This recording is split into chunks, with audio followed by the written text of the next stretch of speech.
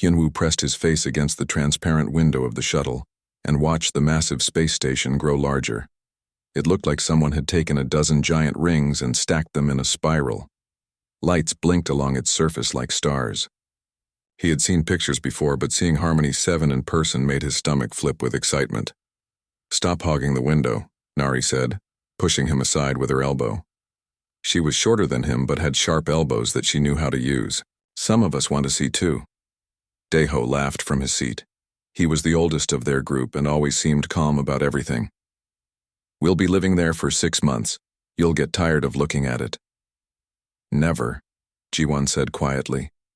She was the youngest and had barely spoken during the entire trip from Earth. But her eyes were wide as she stared at the station. The shuttle pilot, a floating blob of blue gel that somehow spoke perfect Korean through a translator device, announced their arrival. "Welcome, human students, to Galactic Confederation Academy. Please prepare for docking.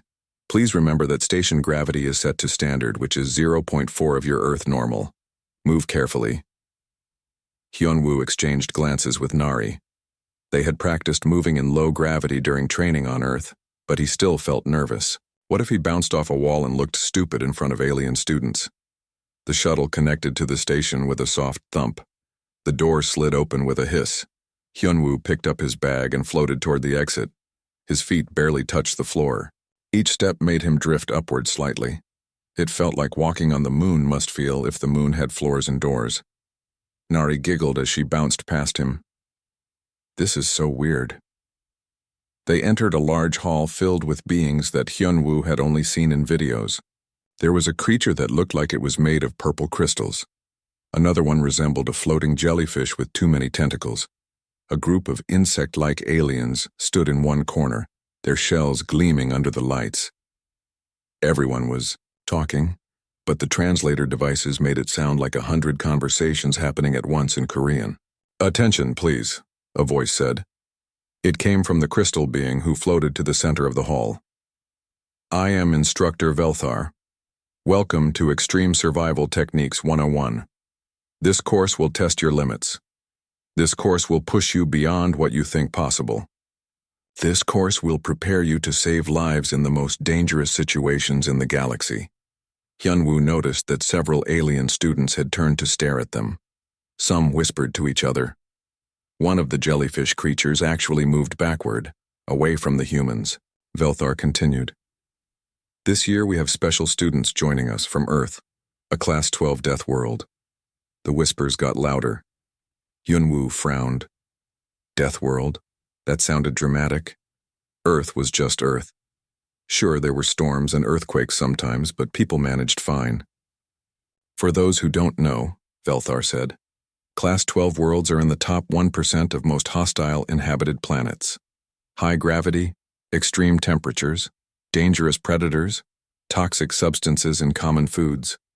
These humans evolved in conditions that would kill most of us within hours." Hyunwoo leaned toward Daeho. "Are they talking about Earth?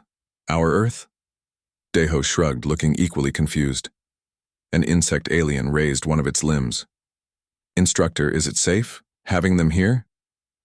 Velthar's crystals flickered with colors. "The humans have passed all safety protocols. They have agreed to wear monitoring devices. Medical teams are on standby. Everything will be fine." "Monitoring devices," Nari muttered. "Why do we need monitoring devices?" A floating jellyfish drifted closer to them. Its translator crackled. "Hello, I am Crix, from Aquarius. You are really from Deathworld?" We're from Earth," Ji-won said. "I guess they call it a death world. We just call it home." Crix's tentacles wiggled. "Amazing. Brave. Very brave to come here. Most Deathworlders stay on their planets. Too dangerous to leave." "Dangerous for who?" Hyunwoo asked. "For you," Crix said. "Leaving high-gravity world must be hard on body. And our station might seem too cold or too hot. And our food might not have enough toxins for your digestion." Hyunwoo blinked. "Toxins? Why would our food need toxins?"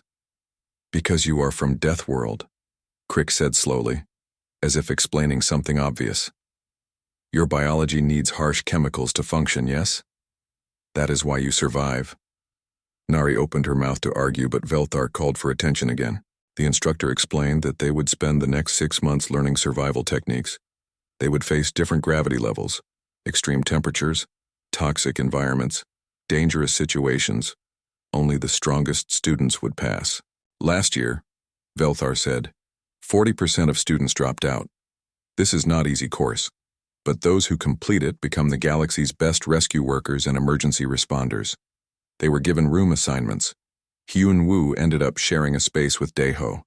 The room was strange, with walls that glowed softly and beds that floated off the ground. Everything felt too light, too easy to move. This is going to be interesting, Daeho said, pushing his floating bed with one finger. It drifted across the room. That evening they met in the station's common area. Other students kept their distance.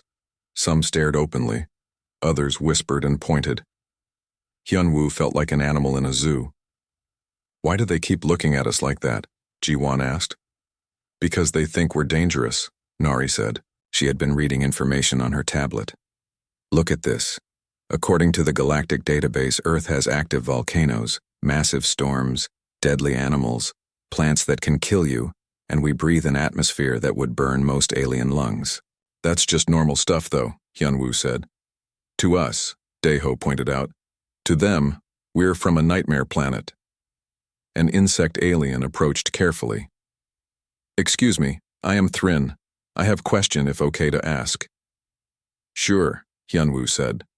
Is it true that Earth has predators that hunt humans, and you still walk outside? Hyunwoo thought about it.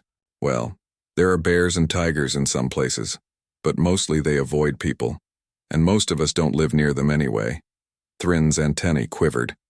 You live on same planet as creatures that could eat you, and you think this is normal. When you put it that way, Nari said, it does sound a bit crazy. More aliens gathered around asking questions. How hot does Earth get? How cold? How do you survive the gravity? Can you really eat poison? Is it true you have liquid water everywhere? Hyunwoo tried to answer honestly, but every answer made the aliens react with shock or disbelief. When he mentioned that Seoul could get to 35 degrees in summer and -10 in winter, several aliens actually gasped. 45-degree temperature swing? Crick said. And you just live through this? We wear coats in winter, Ji-won said helpfully. By the time they returned to their rooms, Hyunwoo's head hurt from all the questions. He lay on his floating bed, staring at the ceiling. Daeho, he said. Do you think Earth is really that dangerous? Daeho was quiet for a moment. I think we're so used to it that we don't notice. Like we don't think about gravity because we've always lived with it. But to someone from a lighter world, Earth's gravity might feel like being crushed. So we're accidentally tough? Maybe. Or maybe everyone else is accidentally delicate. Hyunwoo smiled at that. Tomorrow they would start the survival course. Part of him felt nervous, but another part felt curious. If Earth was really so dangerous, and they had lived there their whole lives, maybe this course wouldn't be as hard as everyone thought. He just hoped they wouldn't disappoint anyone, or worse, accidentally break something. Or someone. The training arena was enormous. Hyunwoo stood at the entrance with the other students, looking at what appeared to be a giant metal dome. Lights flickered across its surface in patterns he didn't understand. Other students wore special suits with tubes and straps. Some had extra helmets. A few had entire mechanical frames attached to their bodies. Why is everyone so geared up? Nari whispered. Instructor Velthar floated to the front of the group. The crystal being's colors shifted from blue to orange. Today we begin with gravity training. This is essential skill. Rescue workers must function in many different gravity environments. We will start gentle.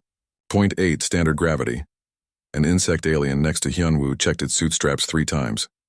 Point 8 standard, Velthar continued, is considered moderately dangerous. Please enter carefully. Medical teams are standing by. The doors opened. The students moved forward slowly. Hyunwoo walked in normally, still getting used to the station's light gravity. His feet barely touched the floor with each step. Then something changed. He felt weight return to his body. His feet pressed down properly. His shoulders settled. Everything felt normal again. Oh, he said. This is nice. Around him, aliens were struggling. Crix the jellyfish had collapsed into a blob on the floor.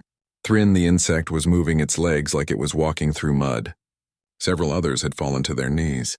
Some were using their suit's mechanical supports just to stand. Velthar's voice came through speakers. Remember breathing exercises. Remember to move slowly. Do not overexert. Instructor? Deho called out. Is it going to get harder than this? The entire arena went quiet. Every alien turned to stare at the humans. The four of them were standing normally, looking confused. You are not experiencing discomfort? Velthar asked. The instructor's colors flickered rapidly. It feels like home, Jiwan said. Is the gravity not working on us? The gravity is 0.8 standard, Velthar said slowly. Your Earth is 0.99 standard. You are experiencing nearly your natural gravity. Hyunwoo finally understood why everyone was struggling. To them, this weight was crushing. To him, it felt like taking off a backpack after a long hike. Can we increase it? Nari asked. Since we're supposed to be training for extreme conditions? Several aliens made sounds that the translators didn't even try to interpret. Velthar was silent for a long moment. Increasing gravity is extremely dangerous, the instructor finally said. But if you insist, I will raise it to 0.9 standard. All other students, please exit immediately. The aliens couldn't leave fast enough. Some crawled. Others used their suits to drag themselves. Crix basically oozed toward the door. Within minutes, only the four humans remained in the arena. The gravity increased. Hyunwoo felt it, but barely. It was like someone had put a thin blanket on his shoulders. Annoying, but not difficult. This is still pretty light, he said. Through the observation window, he could see dozens of aliens watching. Some were taking notes. Others appeared to be arguing with each other. 1.0 standard gravity, Velthar announced. The instructor's voice sounded strange. Scared, maybe. This is equal to your Earth gravity. This is maximum safe limit for this facility. Hyunwoo walked around. He jumped a little. He did a squat. Everything felt perfectly normal. He looked at his friends. Nari was stretching. Deho was doing lunges. Jiwan was touching her toes. Are we supposed to do something special? Nari called out. No answer came. Hyunwoo walked to the window. The aliens were absolutely still staring at them. One of the medical team members had its manipulator limbs pressed against the glass. I think we broke them, Deho said. Velthar's voice crackled. Please demonstrate your physical capabilities in this gravity. Hyunwoo shrugged. He dropped down and did 10 push-ups. They felt easy in the training clothes the academy had given them. When he stood up, he heard sounds from the observation deck. Gasps, maybe. Or screams. Hard to tell. Nari jogged across the arena. Just a normal jog, the kind you'd do in a park. But from the observation deck came more shocked sounds. They think you're showing off, Jiwan said. I'm just jogging, Nari said, slowing down. She looked worried. Should I stop? Please continue, Velthar said. We need to document this. So they continued. Deho did jumping jacks. Jiwan did some basic yoga poses. Hyunwoo attempted a handstand and fell over because he was bad at handstands, not because of the gravity. Every movement caused reactions from the watching aliens. After 30 minutes, Velthar called them out of the arena. The gravity dropped back to station normal. Hyunwoo immediately felt too light again, like he might float away. That was the evaluation, Nari asked. Just walking around? You were not walking, Thrin said. The insect alien's voice shook. You were moving freely in gravity that would crush my exoskeleton. You were exercising. You were performing physical activities that should be impossible. But it's just normal Earth gravity, Hyunwoo said. Exactly, Crix said. Normal for you is lethal for us. Velthar gathered all the students in a briefing room. The instructor's crystals had turned a dark purple. We have a problem. The gravity training was designed to teach students to survive in high gravity. For most species, 0.6 gravity is challenging. 0.8 is extreme. 0.9 is deadly. But the humans live in 0.99 gravity every day. So what do we do? An alien asked.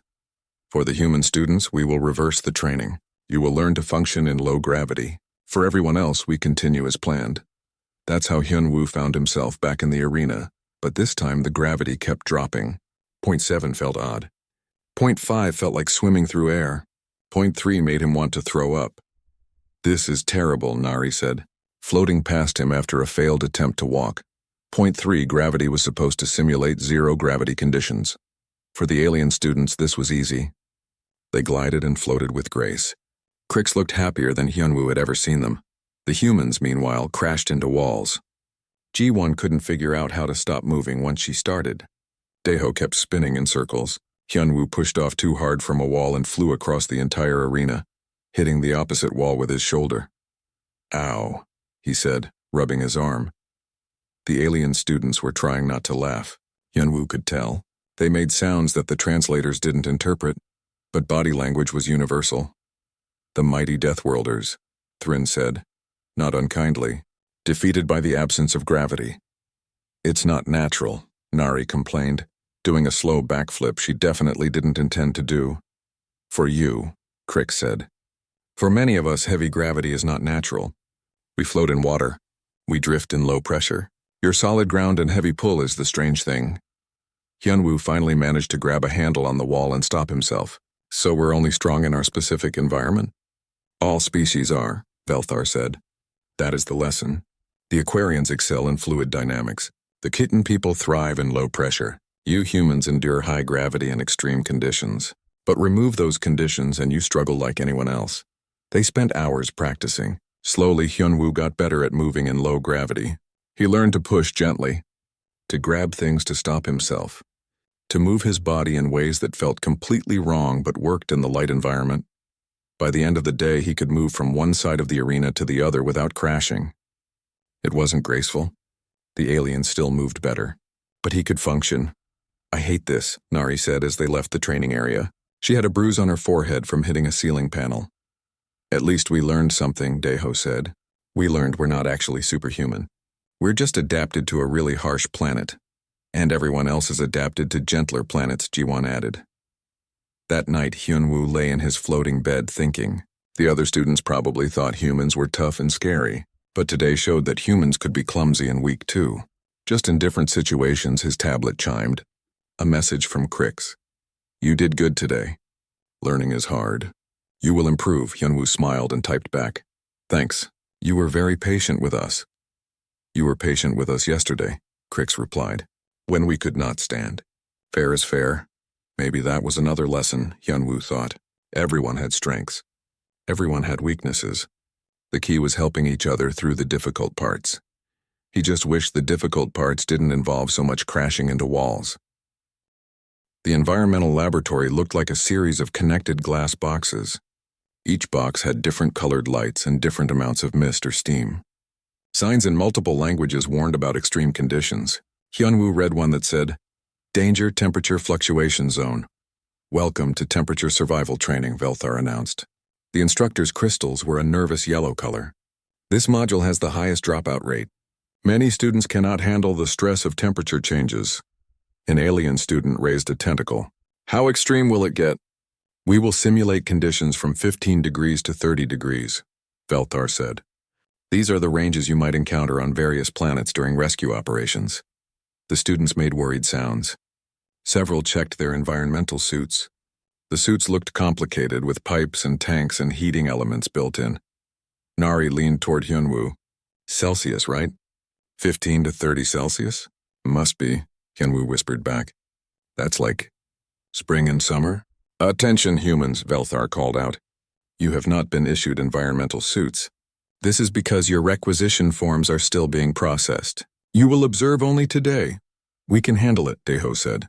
He was wearing jeans and a long-sleeved shirt. "We don't need special suits for those temperatures." Every alien in the room turned to stare.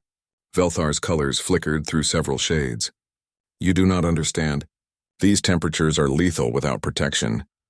15 degrees is just a bit chilly," Ji-won said, "and 30 is a normal summer day." Silence filled the laboratory. Then several aliens began talking at once. The translators couldn't keep up with all the overlapping voices. Velthar held up a crystalline limb for quiet. "You are saying that you regularly experience these temperatures on Earth?" "Yes," all four humans said together. "Without protective equipment?" "We might wear a jacket at 15 degrees, Nari said. "And at 30 degrees, maybe shorts and a t-shirt." More shocked silence. Then Thrin spoke up. "On my world, 15 degrees would cause torpor. My body would shut down. I would freeze solid. Our world's oceans would crystallize, Crix added. All life would end. Hyunwoo was starting to understand. These aliens came from worlds with very stable temperatures. A few degrees difference was huge to them, but Earth had seasons. Weather, storms. Humans were used to temperatures changing all the time. Perhaps a demonstration, Velthar said slowly, with medical monitoring. If the humans are willing, sure, Hyunwoo said. The others nodded. They were given medical patches that stuck to their skin and monitored their vital signs. Velthar explained that if anything looked dangerous, they would be pulled out immediately. The humans would enter the first chamber, while the other students watched from outside. The first chamber was set to 15 degrees Celsius. Hyunwoo walked in wearing his normal clothes. The air felt cool and fresh. Like autumn in Seoul, he took a deep breath. This is nice, he said. Bit chilly, but comfortable.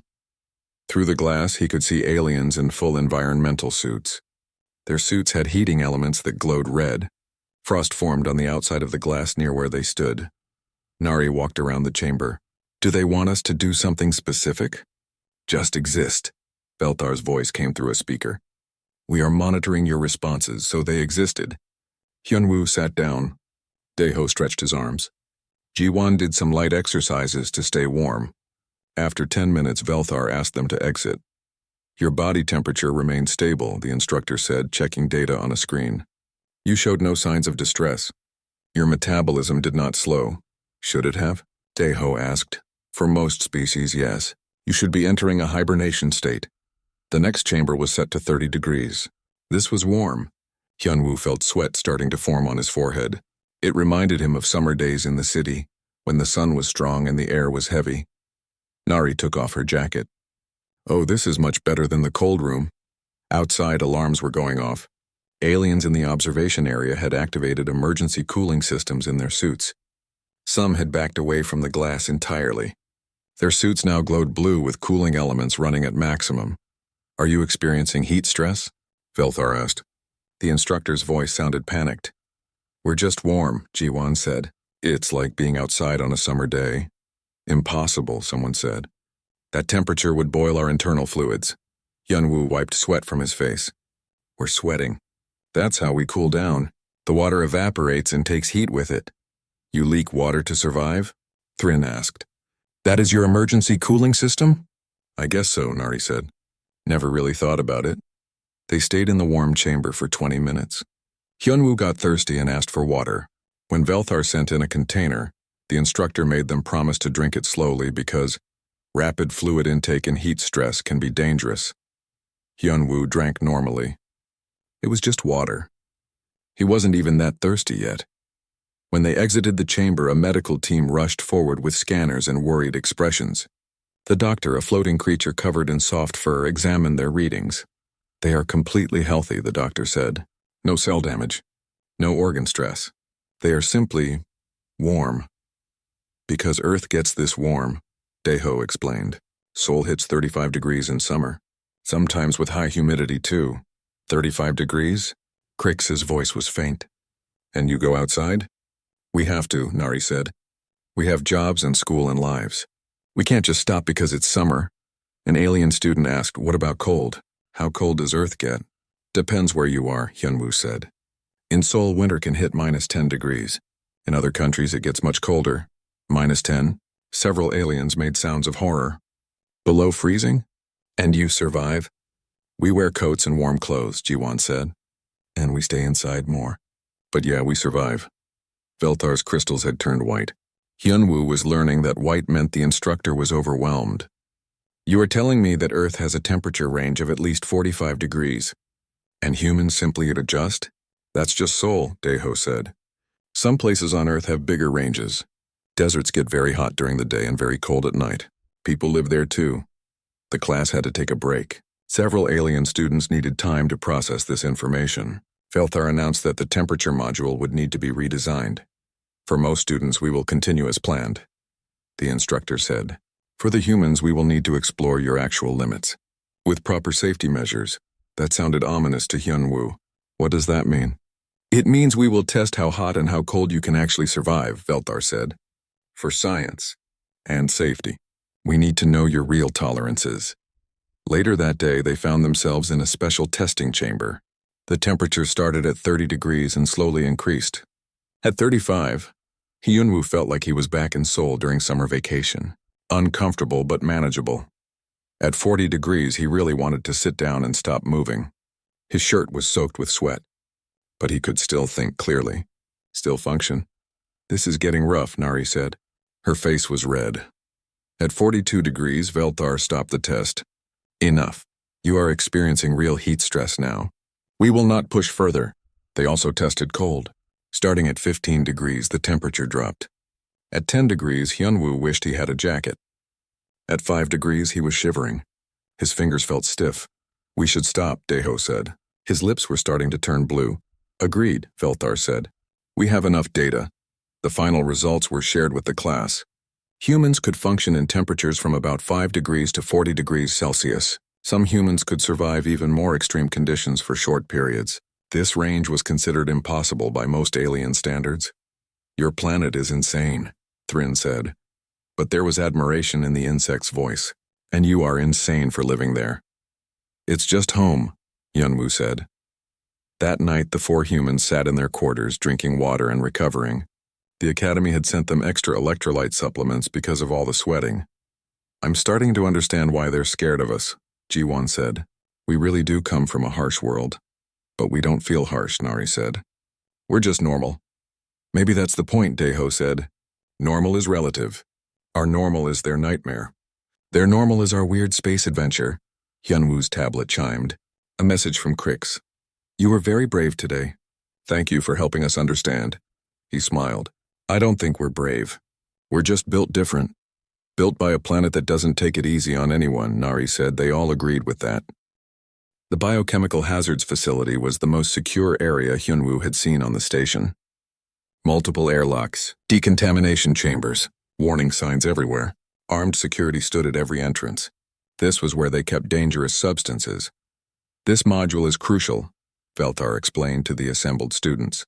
"You will learn to identify 50 common galactic toxins. You will learn decontamination procedures. You will learn how to treat exposure." The students sat in a sealed classroom. In front of them were 50 small containers, each behind triple-layer glass. Each container held a different substance. Some were liquids. Some were powders.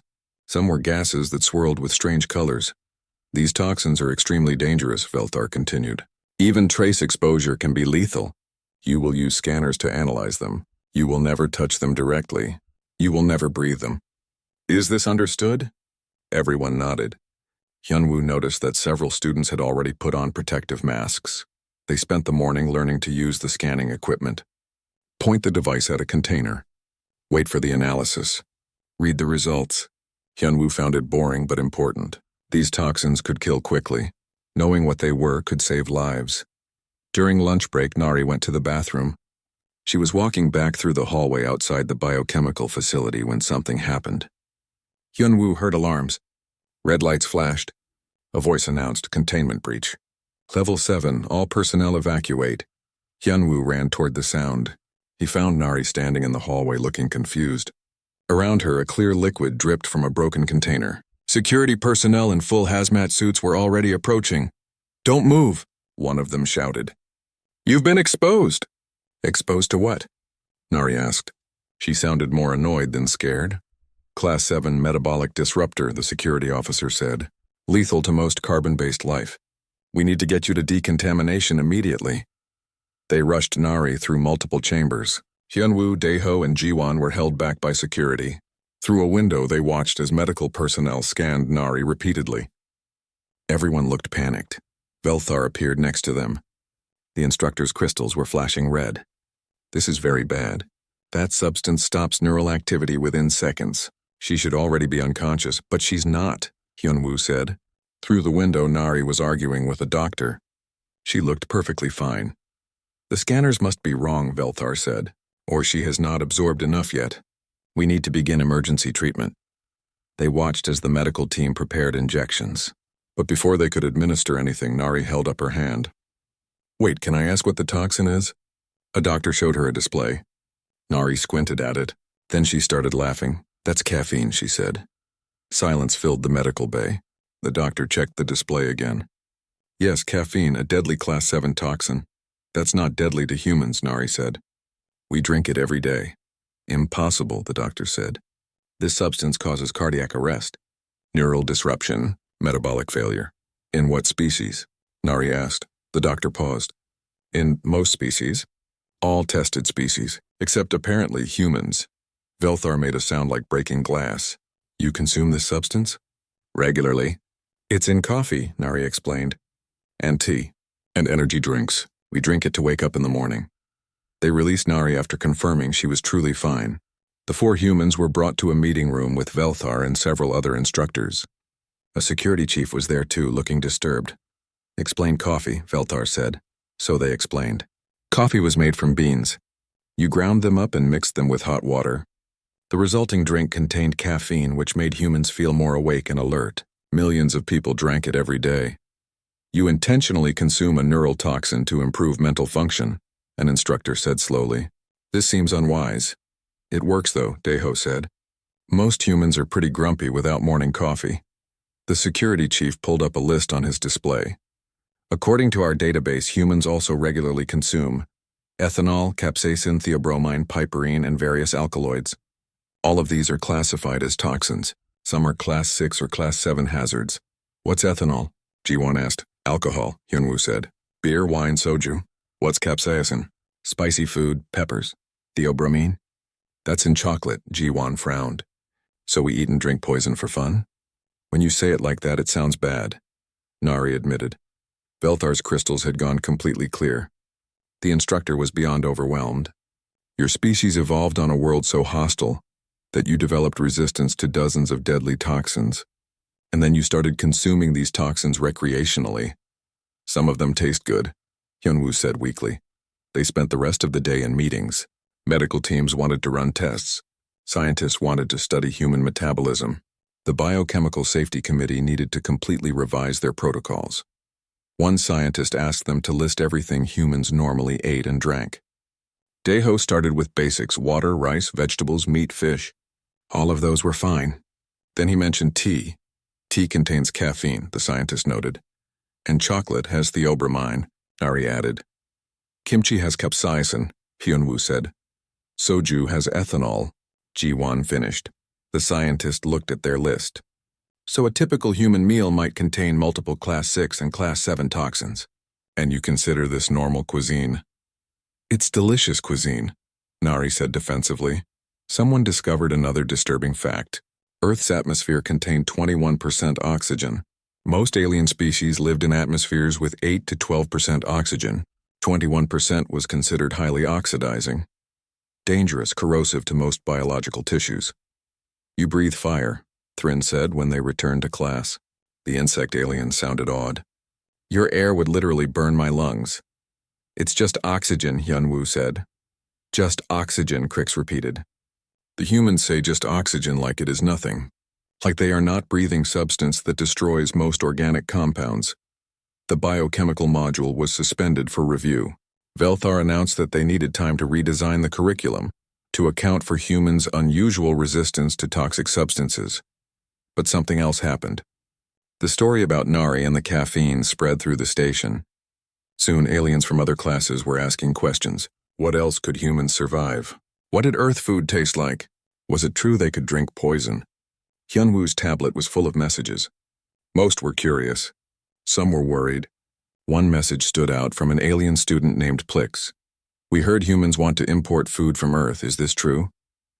We asked about getting some Korean food shipped up, Hyunwoo replied. Why? The request was flagged by security. They think you are trying to import chemical weapons. Hyunwoo showed the message to the others. They all groaned. We just wanted kimchi, Nari said, and maybe some ramyun. They filed a formal request with station administration. It included detailed explanations of various Korean foods, what they were made from, why they weren't actually weapons, why humans needed them. The response came back 3 days later. Approved, but with restrictions. Any Earth food had to be stored in sealed containers. Humans could only eat it in designated areas. Other species were not allowed to try it without medical supervision. They're treating our lunch like radioactive material, Deho said. But when the first shipment arrived, Hyunwoo almost cried. real kimchi, real ramen, coffee, chocolate. All the things that reminded him of home. They ate in their quarters. The smell of spicy noodles filled the room. It was the best meal Hyunwoo had eaten in weeks. Crix messaged him. Can smell something from your quarters. Smells very strong. Are you okay? We're eating dinner, Hyunwoo replied. Korean food. Is it toxic? To us, no. To you? Probably yes. Fascinating. Enjoy your poison meal, Hyunwoo smiled. He was starting to appreciate how strange humans must seem to aliens. They came from a world that tried to kill them in dozens of ways. And somehow they had adapted to all of it. They had become resistant to toxins that would kill most species. They had learned to tolerate extreme conditions. And then, because humans were humans, they had decided to eat the poison and call it cuisine. You know what's funny? Jiwon said, slurping noodles. We spent all this time learning about alien toxins. But we're the toxic ones. We're not toxic, Nari said. We're just really, really hard to poison. Same thing, Daeho said. To everyone else, we're walking chemical hazards. They laughed about it. But Hyunwoo felt something too. Pride, maybe. Earth had been harsh on humanity. But that harshness had made them strong in ways they never realized. They could survive things that would kill most of the galaxy. They were Deathworlders, and apparently their lunch was classified as a weapon. The final exam was announced 3 weeks before the end of the course. Velthar called all the students together in the main briefing room. The instructor's crystals were a determined orange color. You have learned much this semester, Velthar said. Now you will prove yourselves. The final examination is a 48-hour survival scenario. You will be dropped on a simulated hostile environment with minimal supplies. You must survive and complete objectives. This exam has a 30% pass rate. Many of you will fail. The room filled with nervous sounds. Hyunwoo exchanged glances with his friends. 48 hours didn't sound too bad. They had been camping before. This was probably similar, Velthar continued. The environment includes 0.9 gravity. Temperature fluctuations between 18 and 28 degrees. Toxic atmosphere requiring respirators. Aggressive wildlife. Limited water. And various hazards you must navigate. Now the alien students looked terrified. Several were already checking their equipment. Crix's tentacles were trembling. Thrin's antennae were flat against their head. For most species, this is at the edge of survivable conditions, Velthar said. You will be monitored. If you are in true danger, you will be extracted. But extraction means failure. They had 1 week to prepare. The humans gathered in their quarters to plan. Hyunwoo spread out the equipment list they had been given. Each student would receive a basic survival kit, a communications device, and species-appropriate protective gear. The gravity is basically Earth normal, Daeho said, and the temperature range is like spring weather. The toxic atmosphere is a problem, though, Nari pointed out. We'll need respirators. And the wildlife, Jiwon added. They said aggressive. They studied everything they could find about survival situations. How to build shelter, how to find water, how to avoid or handle dangerous animals. Most of the training materials seemed excessive. Instructions for things like walking in high gravity and maintaining body temperature in fluctuating conditions were things they already knew how to do. The day of the exam arrived. They were taken to a shuttle along with the other students. Everyone wore their protective gear. The aliens had elaborate suits with multiple systems. The humans had respirators, basic clothing, and backpacks. Good luck, Crix said to Hyunwoo. Please survive. You too, Hyunwoo said. The shuttle dropped them on the surface. Hyunwoo felt the gravity settle into his bones. Normal. Comfortable. The temperature was cool but pleasant, like a spring morning. He could see rocky terrain, scattered vegetation, and a forest in the distance. Okay, Nari said through her respirator. Let's find a good spot for camp. They spread out to explore but stayed within sight of each other. Hyunwoo found a clearing near some trees. Good shelter potential. Daeho found a stream. The water would need to be filtered, but at least it was available. Jiwon spotted some plants that looked edible according to their training materials. Within 2 hours, they had a basic camp set up. Hyunwoo built a shelter using branches and leaves. It wasn't fancy, but it would keep them dry if it rained. Nari set up their water filtration system. Daeho started cataloging the local plant life to see what was safe to eat. Jiwon established a perimeter and noted potential hazards. This is kind of nice, Hyunwoo said. Like camping. Through their communicators, they could hear other students struggling. Someone was crying. Someone else was calling for emergency extraction already. The sounds made Hyunwoo feel guilty. This was easy for humans. But for the aliens, this was genuinely harsh. As evening approached, they heard a sound. Something moving through the bushes.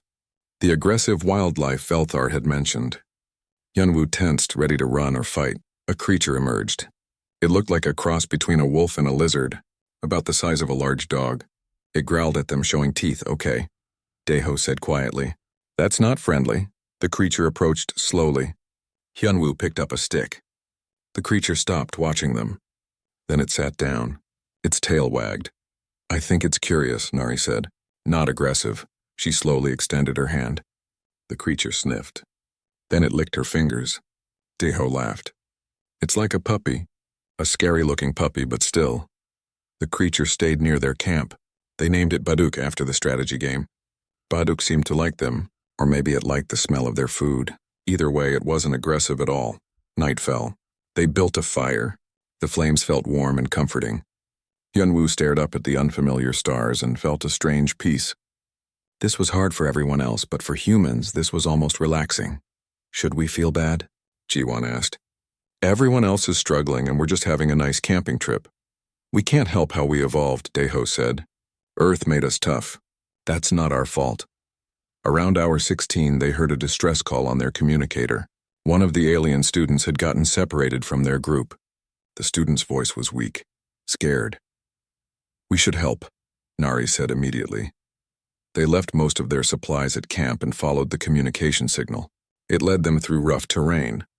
Hyunwoo climbed over rocks that would be difficult in low gravity, but were manageable in Earth-normal gravity. They found the alien student, a crystalline being named Shira, huddled under an overhang. Shira's protective suit was damaged. The being was shivering, which Hyunwoo didn't know crystals could do. We're here to help, Nari said gently. Can you walk? Shira couldn't. The gravity was too much with the damaged suit, so Hyunwoo and Daeho carried them. Shira weighed almost nothing to them. They brought the alien back to their camp. Nari used their medical supplies to stabilize Shira. She worked through the night monitoring vital signs. The others took turns keeping watch and maintaining the fire. By morning, Shira was better. You saved me, the crystal being said. Why? We are competing. Because you needed help, Jiwon said. That's more important than passing a test. Word spread about the rescue. Other struggling students began making their way to the human camp. By hour 24, they had 7 aliens sheltering with them. Hyunwoo's original shelter wasn't big enough, so they built more. Daeho taught some of the aliens how to construct basic structures. Nari showed them how to filter water properly. This wasn't the plan, Hyunwoo said. We were supposed to be surviving, not running a rescue operation. Maybe this is surviving, Daeho said. Making sure everyone survives together. They established a rotation. Some aliens could handle short periods outside their suits if they stayed near the fire. Others needed constant support. The humans adapted, using their natural resistances to take on the harder tasks. Jiwon climbed a nearby hill to get a better view and find more supplies. The gravity didn't bother her. She returned with information about a cave system that would provide better shelter. They moved the whole group, 13 beings working together. The aliens who could manage the gravity helped those who couldn't. The humans used their strength to carry supplies. Everyone contributed what they could. In the observation center, Velthar watched with other instructors. This is not how the exam was supposed to go, one of them said. No, Velthar agreed. It's better. By hour 48, the human camp had become a small community. They had shelter, water, food, and safety. The 4 humans had successfully completed all exam objectives.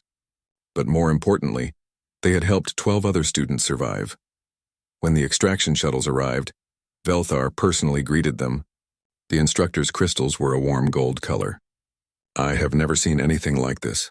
You turned an individual survival test into a group success. We couldn't just leave them, Nari said. They were struggling. That is precisely the point, Velthar said. Rescue workers must know survival skills, but they must also know when survival means helping others survive. You all pass, every single one of you. The rescued aliens cheered. Shira approached Hyunwoo. We thought Deathworlders would be dangerous, aggressive, violent, but you are kind. Earth taught us to survive harsh conditions, Hyunwoo said. But humans taught each other that surviving is better when you're not alone. The graduation ceremony was held 1 week later. All 50 students stood together. Felthar gave a speech about survival, cooperation, and the unexpected lessons of the semester. I designed this course to push you beyond your limits, the instructor said, to make you strong through hardship. But 4 students from Earth showed me something more important. They showed me that true strength is using your advantages to protect those who struggle. That survival is not just about enduring. It's about ensuring everyone endures together. Hyunwoo received his certificate. So did Nari, Daeho, and Jiwon. So did all the aliens they had helped. The 12 rescued students insisted on a group photo. They gathered around the humans, pressing close despite their different biologies. You are still from Deathworld, Thrin said. Still dangerous in your own way. But good dangerous. Protective dangerous. That evening, they celebrated in the station's common area. The Academy had approved a special meal. Korean food for the humans prepared safely. Specialized cuisine for each alien species. They sat together, eating their different foods, sharing stories. Crix floated over to their table. Next semester, more humans are coming. 200 of them. That many? Jiwon asked. The Academy wants to learn from your teaching style, Crix explained. How Deathworlders think.